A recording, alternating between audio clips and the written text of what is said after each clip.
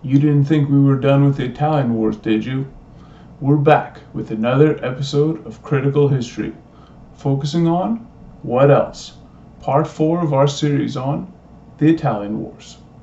And although I'll see if I can get to the conclusion of the conflict this video, there will inevitably be more to say about this fascinating period of European history.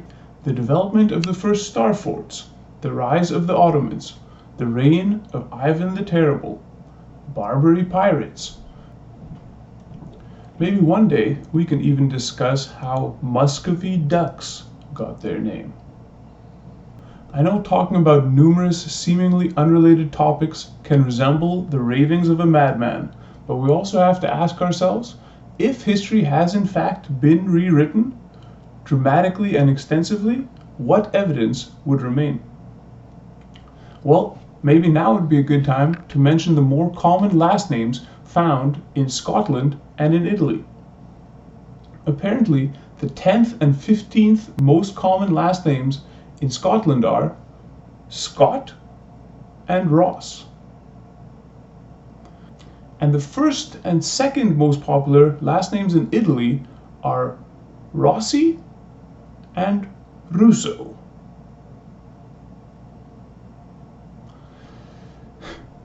Somehow with last names like Greco, Parisi, Romano, or Lombardi, we instantly know where the families hail from. But Rossi and Russo, yeah, I don't know.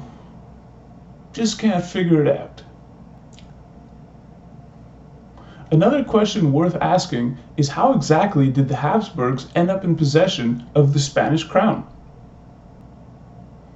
and successors to the most Catholic monarchs, Ferdinand and Isabella, famous sponsors of Columbus's voyage, and who were famously granted dominion over practically half the known world via the Treaty of Tordesillas. For another day. So where were we? Yes, the aftermath of the Battle of Pavia. In return for his release, Francis offered his two eldest sons as hostages and gave up his claims to numerous territories in Lombardy as well as in modern Belgium, Holland, and northeastern France. Almost immediately after his release, though, and supposed capitulation, Francis is scheming and planning his revenge. My question is, why didn't Charles kill him while he had him in custody, or kill the sons held in hostage when Francis reneged? Francis was probably kept alive so that Charles could receive a literal king's ransom, and his sons were probably kept alive so that they could be used as puppet rulers at some point in the future, much like how the Sultan's brother Clement was kept prisoner. Francis proceeds to form the League of Cognac, which includes the Medici Pope Clement, the Venetians, the English, Milan, and of course, Medici-dominated Republic of Florence. England was only just starting to build its navy at this time and was still far from being the naval powerhouse that it would be in the centuries to come. Ultimately, though, Henry VIII ended up not joining as he was upset about the terms that were being offered to him. In other words, he was holding out for better terms for himself, and when that wasn't forthcoming, the alliance moved forward without him. It's important to understand as well that being the ruler of a duchy or a republic at this time did not mean that you were necessarily in control of all of it. For example, you could be in control of the countryside but not the major city, or you could be in control of the city but not the main castle. This seems to have been the case in the Duchy of Milan, so the League made strengthening its grasp on Milan its first objective and its highest priority. The imperial army responded quickly though, and the League retreated. Meanwhile, imperial allies launched an assault on Rome. The first was successful, and the Romans paid tribute to get the occupiers to leave.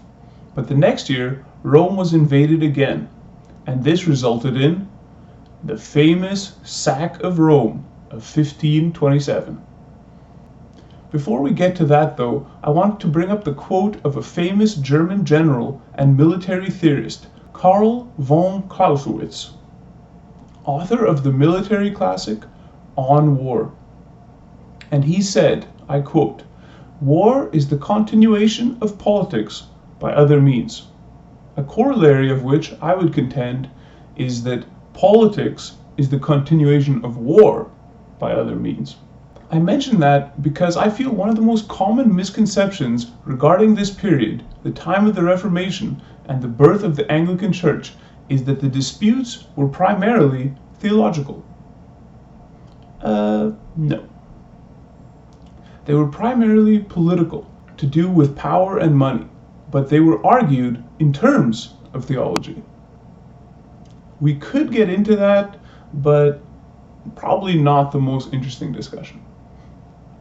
Suffice to say that in every nation, every member of the church paid mandatory tithes, what we would today call income tax. And by creating a new church, such as the Lutheran Church or the Anglican Church or the Calvinist Dutch Reformed Church, kings, dukes, and princes were keeping some of that income either for themselves or at least within their domains. The same year the Battle of Pavia occurred, there were major peasant rebellions in Germany. And although these revolts may have been inspired by Luther, they were also condemned by him. This was also the time of Iconoclasm. What is iconoclasm? I guess that would depend on who you ask.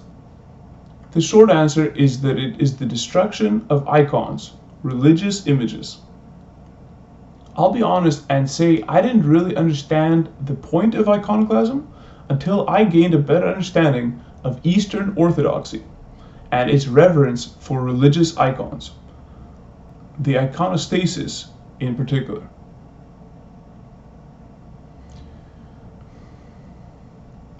'16th century iconoclasm doesn't make that much sense from the perspective of accepted history. But if we consider the possibility that there was much greater Russian, Orthodox, or Eastern European influence in Central and Western European Europe at this time, iconoclasm begins to make much more sense. At this time, the iconoclasts were even ripping organ pipes out of the churches. Again, you have to realize that church organs were the height of technology at this time, the most complex machines in existence. So to destroy them out of spite was an incredibly vindictive act. This may be a gross oversimplification, but I view iconoclasm as being little more than a religious justification for the looting of churches. For example, let me quickly compare a modern Dutch Reformed church to a modern Eastern Orthodox church. Notice the difference? Nominally ruler of a vast empire, the unrest in Germany goes a long way in explaining why Charles V had so much difficulty dealing with France at this time. The rise of French power may have even played a role in Charles's birth, because after the French invaded the Italian peninsula to start the Italian Wars in 1494, the Spanish and the Habsburgs entered into an alliance, a marriage alliance, of which the future emperors, Charles and his brother Ferdinand, were the product. Also worth mentioning is that the power in France tended to be more centralized, which in turn made raising troops a simpler logistical exercise. Imagine asking 5 dukes to send troops to help your cause, versus asking 20 or 30. Now back to the sack of Rome. The imperial army was successful in scaring off the French/League army, but did not have funds to actually pay the troops. I suspect Charles intended them to be paid via looting and the tribute he would receive from Francis upon negotiation of peace. And of course, if half the troops died during the campaign, that wouldn't hurt either. Now listen to this. Not only did the troops tell their commander what they were going to do, march to Rome and sack it, common criminals and opportunists seem to have joined the march, as well as deserters from the French army. Altogether, the army marching on Rome seems to have numbered upwards of 20,000 men, with about 70% of them being German and most of the rest Spanish, whereas the city was defended by a mere 5,000 militia and a few hundred Swiss guard. Being without artillery, it seems the soldiers were in a hurry, and they stormed the walls early in May, just a few days after arriving outside Rome's walls. Their commander, the Duke of Bourbon. That's right, a French duke. To make things more interesting, it seems when the Duke of Bourbon's wife died a few years before this, Francis's mother, 45 years old, tried to marry him. He refused, and his inheritance from his wife's death was seized by the King of France. Sounds like a decent enough reason to commit treason if you ask me. So anyway, the Duke of Bourbon dies during the attempt to storm the walls from a cannon shot. Maybe the soldiers had already made up their minds to ruthlessly sack the city? Maybe not, but either way, they used their commander's brutal death as motivation and finished their assault without a leader and without restraint. The Pope fled through a secret corridor as his Swiss guard made a brave last stand. Then, the pillaging began. Either you paid up, or your property was subject to looting. Over 40,000 civilians are believed to have lost their lives. The Pope escaped to Castel Sant'Angelo, but he was also trapped. The looting went on for days, and after a month of being holed up, the Pope agreed to pay a massive ransom of 400,000 ducats, probably equivalent to somewhere north of $100 million in today's terms. After this, the Pope was extremely wary of the empire's power, but Francis was still eager for revenge. It seems around this time, Charles actually challenged Francis to a duel to settle their score mano a mano, one on one, but Francis declined. Or more specifically, he accepted, but just never got around to actually dueling with Charles. Much in the same way that the growing power of France brought the Spanish crown and the Holy Roman Empire together, once the Pope had been brought under Charles' control, it forced Francis and the Ottomans together. I'm assuming everyone knows the story about Henry VIII and how his desire for divorce from his wife, Catherine, led to the creation of the Anglican Church. But did you know that Charles V's mother was Catherine's sister? And that it is believed Charles used his power over the Pope to prevent the marriage being annulled? Around this time, Francis manages to convince a famous Genoese admiral named Andrea Doria to join him. And he manages to conquer Genoa on Francis's behalf. At least, that was what he told Francis. At this time, naval support was crucial for logistical support, and Doria was to assist a French invasion of Napoli. But either Francis did something to upset Doria, or Charles made a better offer, because at this point, Doria switches sides. After that, the siege of Napoli was hopeless.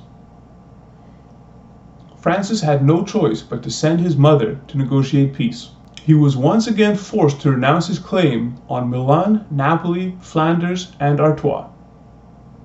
For his part, Charles released Francis's two sons and gave up his claim to Burgundy, but he did gain Milan. The peace would hold for all of 6 years, from 1530 to 1536. At this point, though, it seems that the Franco-Ottoman alliance started to pay off. While France was at peace, the same terms don't seem to have applied to the Barbary pirates, led by the infamous Barbarossa.